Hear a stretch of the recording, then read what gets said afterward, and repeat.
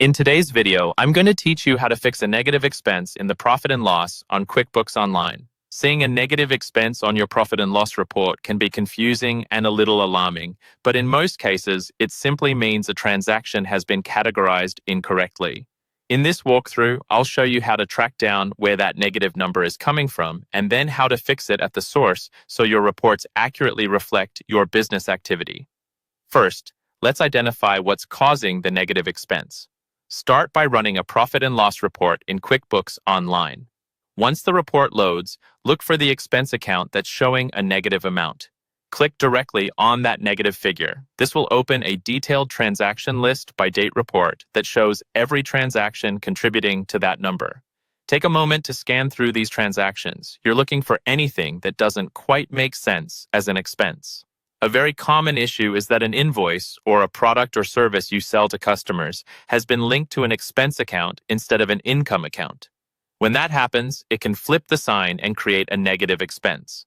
Once you've identified the item that looks out of place, the next step is to fix the product or service itself so the error doesn't keep happening in the future. Navigate to the Sales menu in QuickBooks Online, then choose Products and Services. This list shows all the items you sell or purchase. Find the specific product or service that is causing the negative expense and click Edit. In the item details, look for the field labeled Income Account. This is where QuickBooks decides how to classify the revenue when you use this item on an invoice or sales receipt. If this item is something you bill customers for, it should be tied to an income account, such as a sales or service income account, rather than an expense account. Change the income account field to the correct income category that best describes what you're selling.